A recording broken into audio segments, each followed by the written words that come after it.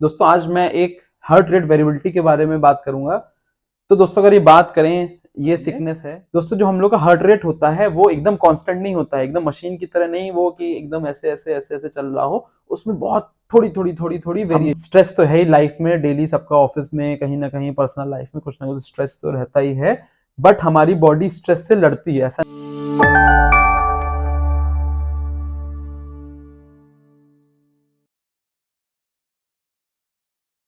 Hello friends, welcome to our channel friendly doctor. दोस्तों मेरा नाम है डॉक्टर वैभव प्रताप सिंह और मैं एक रेडियोलॉजिस्ट हूं। दोस्तों हम लोग हमारे चैनल पे काफ़ी सारी जो बीमारियां होती हैं उसको कैसे हैंडल करना है, जो कॉमन कंडीशंस होती हैं उसको कैसे अप्रोच करना है, कौन से टेस्ट कराने हैं, किस प्रकार से कौन से डॉक्टर को दिखाना है और किस प्रकार उसका ट्रीटमेंट लेना है, इस पर दोस्तों हम लोग इन्फॉर्मेशन प्रोवाइड कर रहे हैं। दोस्तों आज मैं एक हार्ट रेट वेरिएबिलिटी के बारे में बात करूंगा। तो दोस्तों अगर ये बात करें, ये सिकनेस है, यानी कि आप बीमार हैं, और ये हेल्थ है।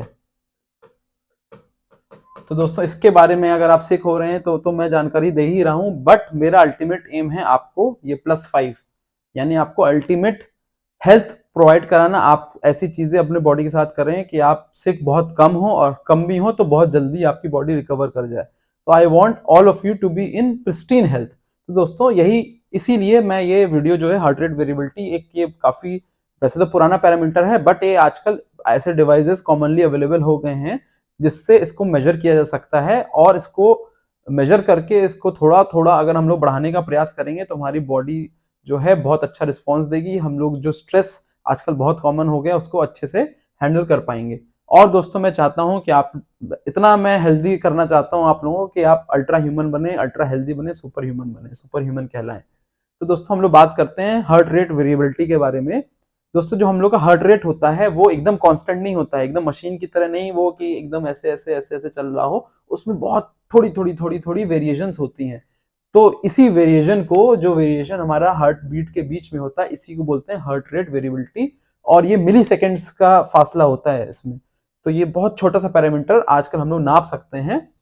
तो दोस्तों ये क्यों हो रहा होता है? तो दोस्तों हमारे शरीर में दो सिस्टम्स होते हैं। अगर कोई बायोलॉजी स्टूडेंट होगा तो उसको जानकारी भी होगी, सिंपैथेटिक नर्वस सिस्टम और पैरासिम्पैथेटिक नर्वस सिस्टम। तो जैसे इसमें दिखाया हुआ है, फाइट और फ्लाइट, यानी कि हमारी बॉडी में आग लगा देता है ये, हम लोग भागने और एकदम हर चीज हमारा बीपी बढ़ा देगा, हम लोग एकदम एक्शन वाली स्टेज में आ जाएंगे, और ये उसका उस आग में पानी डालता है। ठीक है, तो ये जो सिंपैथेटिक पैरासिम्पैथेटिक सिस्टम होता है हमारे डाइजेशन में हेल्पफुल होता है। और हमारा जब सिंपैथेटिक सिस्टम जब कार्य कर लेता है तो ये पैरासिम्पैथेटिक सिस्टम कार्य करना स्टार्ट करता है। दोस्तों ये दोनों सिस्टम मिला के ऑटोनॉमिक नर्वस सिस्टम बनाते हैं। ऑटोनॉमिक, जैसे कि इसके नाम में ही है, ये ऑटोमेटिकली हमारी बॉडी, जो हमारा ब्रेन होता है वो उसको कंट्रोल करता रहता है। कभी आवश्यकता जब पड़ती है हमको फाइट करने की, फ्लाइट की, ठीक है, तो ये अपना उस प्रकार एक्ट करता है, और जब हम बॉडी रिलैक्स होती है तो इस प्रकार एक्ट करता है।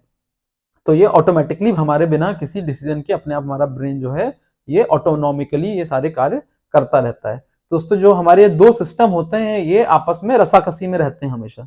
ठीक है, मान लीजिए ये पैरासिम्पैथेटिक नर्वस सिस्टम है और ये सिंपैथेटिक नर्वस सिस्टम है, तो ये आपस में रसाकसी में रहते हैं।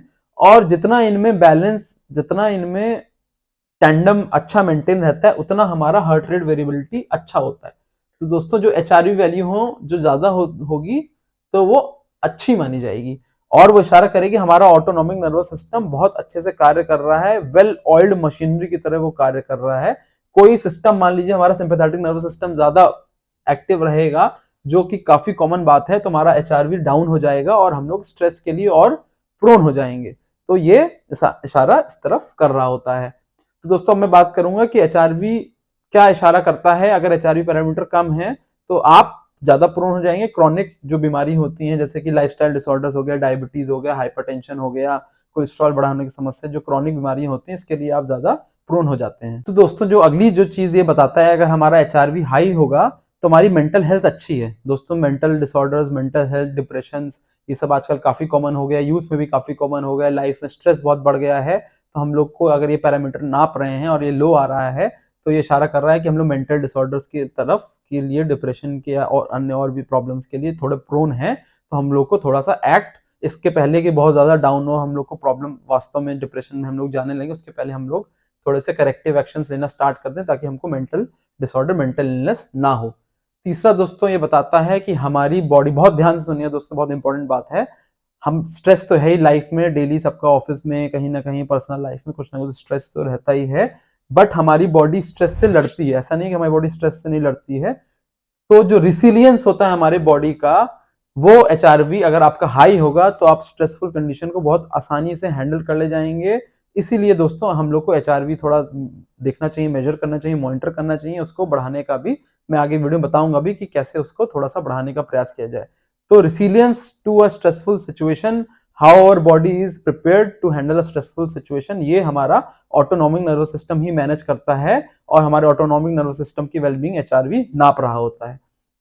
दोस्तों आजकल डिवाइसेस काफी मैं इसलिए लाया भी हूँ क्योंकि हम लोग के आजकल हम लोग एप्पल वॉच यूज कर रहे हैं, गार्मिन की वॉच यूज कर रहे हैं, कोई सैमसंग की वॉच यूज कर रहे हैं, उसमें बहुत सारे पैरामीटर्स होते हैं हेल्थ रिलेटेड, जिसके बारे में हमें नॉलेज होती भी नहीं है।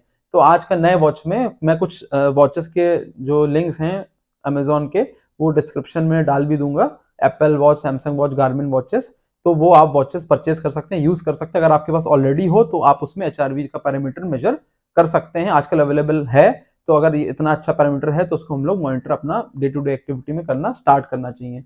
फिर दोस्तों ये एक ऐसा पैरामीटर है जो बहुत इंडिविजुअल स्पेसिफिक है। मान लीजिए मेरा बेसलाइन एचआरवी पैरामीटर 50 है और मेरे दोस्त का 60 है, तो इसका ये मतलब नहीं है कि वो उसकी बॉडी ज्यादा अच्छा फंक्शन कर रही है, उसकी बॉडी ज्यादा अच्छा कार्य कर रही है।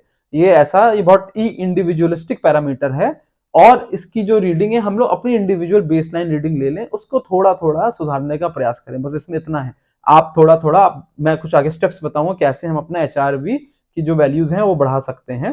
तो आप एज अ इंडिविजुअल, किसी से आपको कंपैरिजन नहीं करना है, कोई होड़ नहीं है, कोई इसमें फाइट नहीं है कि भाई तेरी रीडिंग ज्यादा हमारी रीडिंग कम, ऐसा कुछ नहीं करना है हम लोगों ने। तो दोस्तों ये विद एज जो होता है नेचुरली, ये जो है एक्सेस है, ये एज है, यानी कि 25 साल, 30 साल, 35 साल, 55 साल, 60 साल, और ये एचआरवी वैल्यू है मिली सेकेंड्स में। ठीक है, तो अमूमन ये जो वैल्यू होती है, किसी की 50 होती है, किसी की 40 होती है, किसी की 30 होती है, बहुत अच्छे जो एथलीट्स होते हैं उनकी 80-90 तक पहुंच जाती है।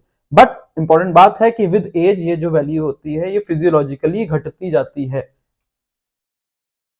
विद एज ये घटती जा रही है, और हमको ये जो है ये नॉर्मल लिमिट से, फॉर एग्जांपल हम लोग अगर 35 ईयर्स के हैं तो ये मान लीजिए 60 की लाइन है, 50 की लाइन है, तो अगर हमारा एचआरवी 40 आ रहा है, 50 आ रहा है, 55 आ रहा है, 60 आ रहा है, तो ये सारी नॉर्मल रेंज में है। विद एज जैसे 45 में कि आप हो गए हैं तो नियर अबाउट अगर 30 भी टच कर रहा है, 50 के तो नियर 30 टच कर रहा है, तो वो भी on the lower side of normal है। तो ये समझना बहुत जरूरी है, और जैसा कि मैंने पहले बताया कि आपका कॉम्पिटिशन आपसे ही है, किसी और व्यक्ति से नहीं है। तो दोस्तों अब बात करते हैं एक्चुअली कि कैसे हम लोग एचआरवी की वैल्यूज जो हैं कैसे बढ़ाएं, ताकि हम लोग स्ट्रेसफुल सिचुएशन के लिए रेसिलियंट रहें, और हम लोग जो अपना जनरल वेलबींग है, जो अपनी जनरल हेल्थ है, उसको अच्छा बना के रखें। सबसे पहले दोस्तों, पुराने जमाने बातें होती थी कि भाई सोना नहीं चाहिए, सोने से तो टाइम वेस्ट होता है, हमको काम काम काम करते रहना चाहिए, पढ़ाई करनी चाहिए। बहुत सारे स्टूडेंट्स हैं सोते ही नहीं है पढ़ाई करने के लिए एग्जाम के 1-2 दिन पहले, तो ऐसा नहीं है। अब हम नया जो चीजें आ गई हैं कि भाई स्लीप जो होती है बहुत इंपॉर्टेंट होती है।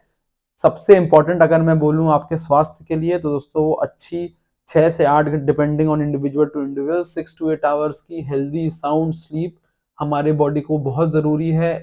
इसी स्लीप के दौरान हमारा इम्यून सिस्टम डेवलप होता है, बहुत सारी हमारी जो बॉडी होती है, हमारा ब्रेन होता है, टोटल रिसेट हो जाता है।